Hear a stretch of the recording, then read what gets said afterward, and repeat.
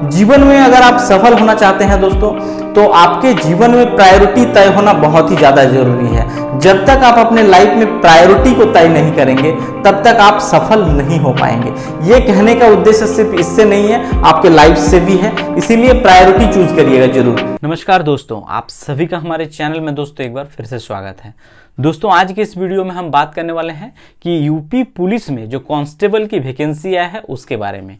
अगर देखा जाए दोस्तों तो वर्ष 2023 के अंत और 24 के शुरुआत में अगर देखा जाए तो ये एक बहुत बड़ी वैकेंसी है दोस्तों। 60,000 प्लस वैकेंसीज है आपको कांस्टेबल में, ठीक है। कोई भी भर सकता है, भारतीय नागरिक होना चाहिए, इंडियन सिटीजनशिप। तो इससे रिलेटेड यानी कांस्टेबल के लिए क्या रिक्वायरमेंट है, क्या एग्जाम है, क्या फिजिकल एलिजिबिलिटी होना चाहिए, सारा जानकारी दोस्तों आपको इस वीडियो में मिल जाएगा, ठीक है। आपको बस फॉर्म फिलअप करना है और रोजाना प्रैक्टिस करना है, ठीक है। और आप सभी को एक बात और कहना चाहूंगा दोस्तों कि आप में से जितने भी लोग हैं और सरकारी नौकरी का तैयारी कर रहे हैं या सरकारी नौकरी का प्रिपरेशंस कहीं ले रहे हैं, तो आप सभी को कहना चाहूंगा कि मैं सरकारी नौकरी से रिलेटेड अपडेट का वीडियो आप सभी के लिए लेकर आते रहता हूं और बेस्ट तैयारी कैसे किया जाए इन सभी से रिलेटेड जानकारी आप लोगों के साथ शेयर करता हूं। मैं खुद गवर्नमेंट जॉब में भी हूं, तो अगर आप लोग अपडेट रहना चाहते हैं दोस्तों तो चैनल को सब्सक्राइब करिए, लाइक और शेयर करिएगा और सपोर्ट करिए ताकि मैं रेगुलर बेसिस पर आप सभी के लिए वीडियो लेकर आते रहूं, ठीक है। देखिए दोस्तों ये वैकेंसी है यूपी पुलिस में कांस्टेबल की भर्ती, ठीक है, पुलिस कांस्टेबल, ठीक है। तो यहाँ पे देखिए टोटल वैकेंसीज की सबसे पहले मैं बात करूं तो 60,244 पदों की वैकेंसीज है। कैटेगरी वाइज वैकेंसी आपका बटा हुआ है। जनरल में सबसे अधिक 24,000 वैकेंसी जनरल में है। ओबीसी में देख सकते हैं 16,000 वैकेंसीज, 16,264। ईडब्ल्यूएस कैटेगरी में 6,024, एससी कैटेगरी में 12,650 वैकेंसी और एसटी में देखेंगे तो 1,204 वैकेंसीज। यानी दोस्तों 60,244 जो वैकेंसीज है वो हर कैटेगरी वाइज आपका वैकेंसीज बटा हुआ है। और क्वालिफिकेशन की बात करें, योग्यता जो मांगा गया है वो है 10+2 एनी रिकॉग्नाइज बोर्ड, देख सकते हैं 10+2 यानी इंटरमीडिएट पास, 12th पास होना चाहिए। एनी रिकॉग्नाइज बोर्ड कहने का मतलब है भारत के किसी भी मान्यता प्राप्त संस्थान से, स्कूल से अगर आप पास आउट हैं तो आपका ये सर्टिफिकेट वैलिड है और आप इस फॉर्म को भर सकते हैं। चाहे आप स्टेट बोर्ड से पास आउट हो, सीबीएसई से हो, आईसीएसई बोर्ड से हो या किसी अदर स्टेट से भी अगर आप क्वालिफाई हैं तो आप भी आप इस फॉर्म को भर सकते हैं। एनी रिकॉग्नाइज बोर्ड का मतलब सिंपल सा यही है।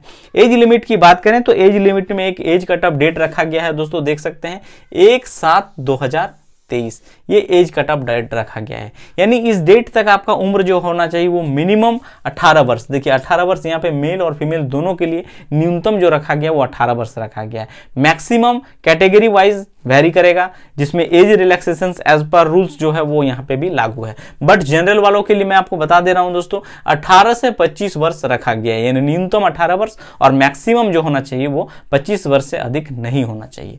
वहीं पे फीमेल में देखेंगे तो न्यूनतम 18 वर्ष और मैक्सिमम जो दिया है वो 28 ईयर्स यानी 28 वर्ष। यानी 18 से 28 वर्ष के महिला के सभी अभ्यर्थी फॉर्म भर सकते हैं। कैटेगरी वाइज है तो एज रिलैक्सेशन का भी आपको एक्स्ट्रा फायदा मिल जाएगा, ठीक है। अब बात करेंगे आपका एग्जाम फीस है, यानी परीक्षा शुल्क क्या है। देखिए परीक्षा शुल्क जो है दोस्तों वो जनरल, ओबीसी और यहाँ पे जनरल ओबीसी कैटेगरी वालों के लिए जो है आपका एग्जाम फी जो रखा गया है, ईडब्ल्यूएस बीसी में है तो वहां पे 400 रुपये आपको परीक्षा शुल्क पे करना पड़ेगा। एससी एसटी के लिए भी सेम रखा गया है 400, 400 रुपये आपको इसमें भी परीक्षा शुल्क देना है।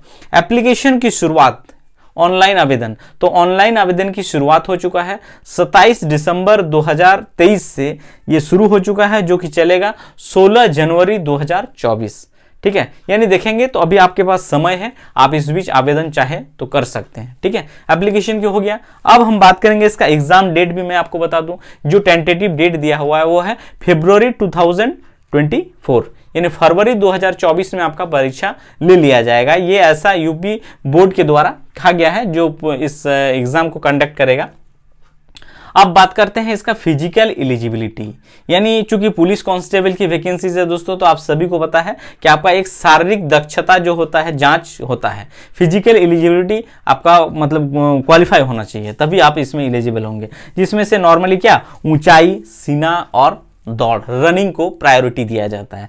तो कैटेगरी वाइज यहाँ पे भी दिया हुआ है, देख लेते हैं इसको भी। देखिए कैटेगरी में देखेंगे मेल कैटेगरी में जनरल, ओबीसी और एससी कैटेगरी में ऊंचाई जो मांगा गया है वो है 168 सेंटीमीटर्स में, ठीक है, 168 मांगा गया है। मेल में अगर एसटी में देखेंगे, एसटी कैटेगरी से आते हैं तो 160 मांगा गया है 60, और फीमेल में देखेंगे तो जनरल ओबीसी और एससी में 152 है और फीमेल एसटी में 147, ठीक है। ये हो गया हाइट की बात। अब बात करते हैं चेस्ट, सीना।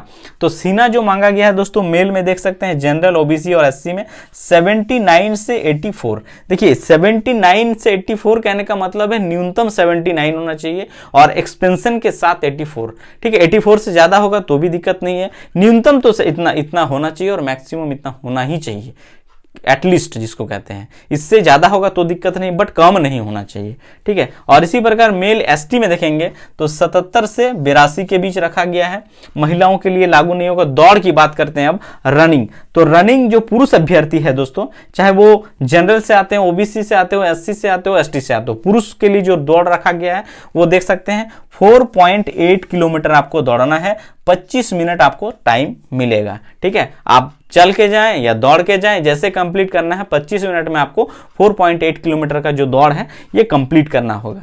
वहीं पे महिलाओं के लिए बात करें तो महिलाओं के लिए 2.4 किलोमीटर रखा गया है 14 मिनट में, ठीक है। यानी 14 मिनट में यहाँ पे आपको 2.4 किलोमीटर, एक से 2.5 किलोमीटर मान के चलिए, वो आपको कंप्लीट करना है। तो ये फिजिकल जांच हो गया।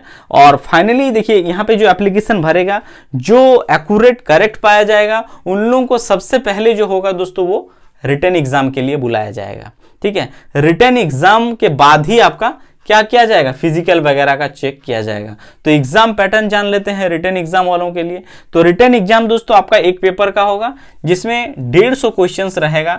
हर एक क्वेश्चंस में मार्क्स जो मिलेगा कितना मिलेगा, 2 नंबर, यानी 150 × 2 देन 300, 300 मार्क्स। और समय इसमें आपको मिलेगा 2 घंटा। 2 घंटा में आपको ये सारा पेपर को सॉल्व करना है। OMR बेस्ड होगा, ऑफलाइन मोड में एग्जाम होगा, ठीक है। ऑब्जेक्टिव टाइप के ही क्वेश्चंस पूछे जाएंगे।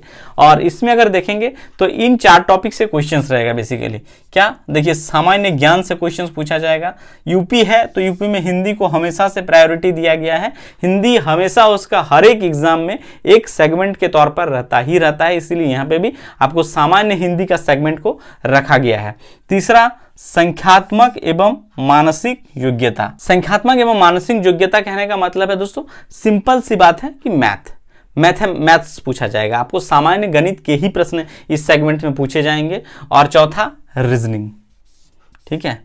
मानसिक क्षमता जांच इसी को कहा जाता है। तो रीजनिंग, बेसिकली इन 4 सेगमेंट से क्वेश्चंस पूछा जाएगा और आपका एग्जाम इसमें 2 घंटा का समय मिलेगा। तो ये रहा यूपी पुलिस कांस्टेबल में दोस्तों आपका एग्जाम पैटर्न और शारीरिक जांच जो होगा, ये सारा चीज बताएं। इसके अलावा आगे मैं एक अलग वीडियो बनाऊंगा जिसमें आपको इससे रिलेटेड जो प्रीवियस कटअप रहा है, प्रीवियस क्वेश्चन रहा है, इनके सभी के बारे में आपको मैं डिस्कस कर दूंगा। ये वीडियो और ये जानकारी दोस्तों आप सभी को अच्छा लगा हो तो चैनल को जरूर सब्सक्राइब करिएगा ताकि लेटेस्ट वीडियो का नोटिफिकेशंस आप तक जल्द से जल्द पहुंच सके।